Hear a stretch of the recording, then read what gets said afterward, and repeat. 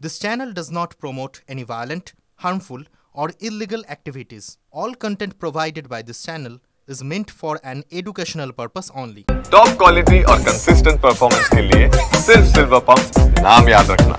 আজ লোকসভায় পেশ হতে চলেছে ওয়াক অফ সংশোধনী বিল। বেলা 12টায় পেশ হবে এই বিল।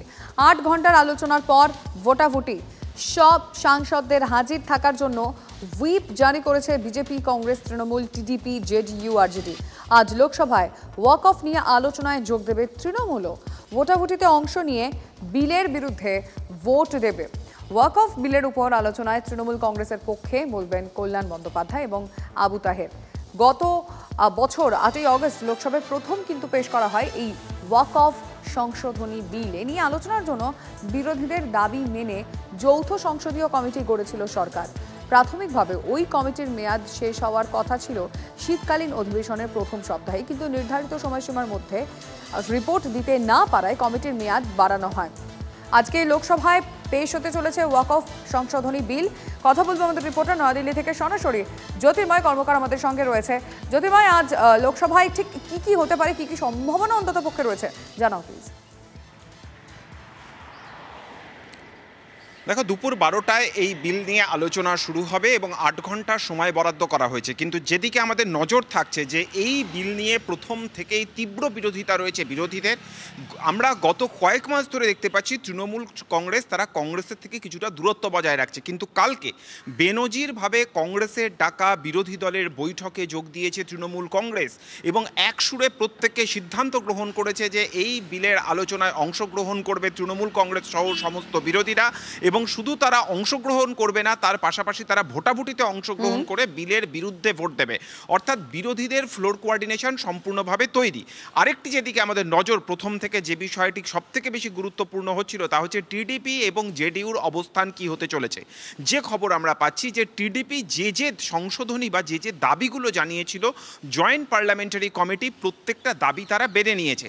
যার মধ্যে একটি গুরুত্বপূর্ণ বিষয় হচ্ছে যে কালেক্টরকে যথেষ্ট ক্ষমতা দেওয়া হয়েছিল। টিডিপি বলেছে যে কালেক্টরের থেকে ঊর্ধ্বতন কোনো আধিকারিককে এ বিষয়ে ক্ষমতা দিতে হবে। কিন্তু যে বিষয়গুলি নিয়ে সবথেকে বড় সমস্যা তা হচ্ছে যে অমুসলিমদের এই ওয়াক অফের বোর্ডের ক্ষেত্রে নিয়ন্ত্রকের ভূমিকা দেওয়া হচ্ছে। সরকারের অনেক বেশি করে এক্ষেত্রে ক্ষমতা থাকবে এবং স্বাভাবিকভাবেই এই যে ওয়াক অফ বোর্ডগুলি তার স্বতন্ত্রতা থাকবে কিনা তা নিয়ে অল ইন্ডিয়া মুসলিম পার্সোনাল ল বোর্ড ইতিমধ্যে বিহার, অন্ধ্রপ্রদেশ বিভিন্ন জায়গাতে তারা বিক্ষোভ দেখাচ্ছে এবং বারবার ধরে যে চেষ্টা হচ্ছিল যে জেডিইউ এবং টিডিপিকে পাশে টানতে। কিন্তু গতকাল গভীর রাত পর্যন্ত চন্দ্রবাবু নাইডু তিনি বৈঠক করেছেন এবং তিনি হুইপ জারি করেছেন যাতে টিডিপির প্রত্যেক সাংসদ তারা বিলের পক্ষে ভোট দেন। ফলত দুপুর 12টার পর আমাদের নজর থাকছে, একেবারে নজর থাকবে। ঠিকই বলেছো জ্যোতির্ময়, আপাতত ধন্যবাদ তোমায়।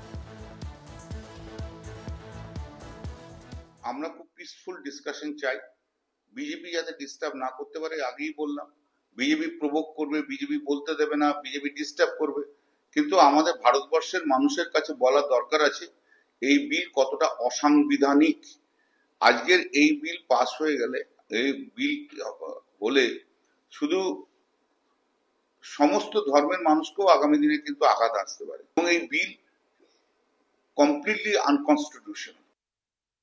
তো ওদের নীতি মুসলিম তোষণের যে রাজনীতি একদিন এসছে তাতে মুসলিমদের লাভ হয়নি, মুসলিম নেতারা আর যে পার্টি এটা নিয়ে করেছে তার নেতাদের লাভ হয়েছে। পশ্চিমবাংলায় ওয়াকফ বোর্ডের 1,48,000-এর বেশি সম্পত্তি আছে অন রেকর্ড, আমি কাগজ দিতে পারি কেউ চাইলে। তাতে বলুন তো কটা গরিব মুসলিমের সুবিধা হয়েছে? অথচ টিএমসি যারা নেতা মন্ত্রী আছে দেখুন তারা সুবিধা নিয়ে কত বড় হয়ে গেছে। তো গরিব মুসলমানদের নাম করে খেপিয়ে কিছু লোক এই সুবিধাটা নিচ্ছে, কারণ মুসলমানরা চোখ বন্ধ করে টিএমসিকে সাপোর্ট করছে। তাদের কোনো উন্নয়নের স্বাদ না দিয়ে খালি মুসলিম রেখে ভোটার রেখে রাজনীতি করা হচ্ছে। আজ খবর এসছে একটি কলেজ, তার নাম করে অনেক লোক স্টাইপেন্ড পাচ্ছে, তারা ওই কলেজের স্টুডেন্টই নয়। এরা এই যে ওয়াকফ বোর্ডের নাম করে যেমন লুট করা হচ্ছে, মুসলিমদের ছাত্রদের স্টাইপেন্ডকে নিয়ে কেন্দ্র সরকারের পাঠানোর টাকা ভাগ হয়ে যাচ্ছে, লুট হয়ে যাচ্ছে। যাদের নাম আছে তারা ছাত্র নয়, তাদের কোনো অস্তিত্ব নাই, একটা বিশেষ শ্রেণী সেই টাকা লুট করছে, সেই ডকুমেন্ট আমাদের কাছে এসছে।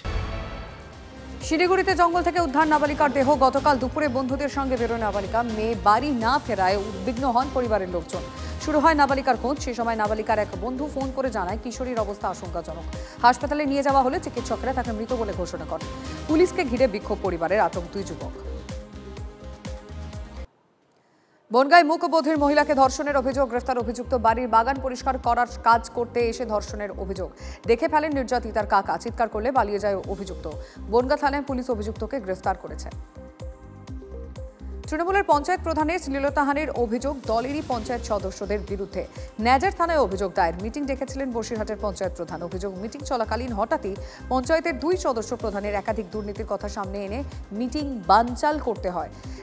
প্রতিবাদ করতেই প্রধানকে মারধরের অভিযোগ, মেরে পোশাক ছিঁড়ে দেওয়ার অভিযোগ প্রধানের। এখনও অভিযুক্তদের ধরতে পারেনি পুলিশ। অভিযুক্তরা বিধায়ক সুকুমার মাহাতোর অনুগামী বলে এলাকায় পরিচিত। প্রধান দুর্নীতিগ্রস্ত, পাল্টা দাবি বিধায়ক সুকুমার মাহাতোর। নর্থ সিয়ারসোল খনির বিস্ফোরণে জেরবার জামুরিয়া বিস্তীর্ণ এলাকা। গতকাল কাটাগড়িয়ার একটি পাকা বাড়িতে ফাটল ধরে, পাঁচিল ভেঙে পড়ে। এবার ফাটল খনি সংলগ্ন ইন্দ্রভূমি কলোনি এলাকায়। বারবার খোলামুখ খনিতে বিস্ফোরণের জেরে বাড়ির ক্ষতি হয়। ইসিএল কর্তৃপক্ষ ক্ষতিপূরণের আশ্বাস দিলেও কাজের কাজ কিছু হয়নি বলে অভিযোগ এলাকাবাসী।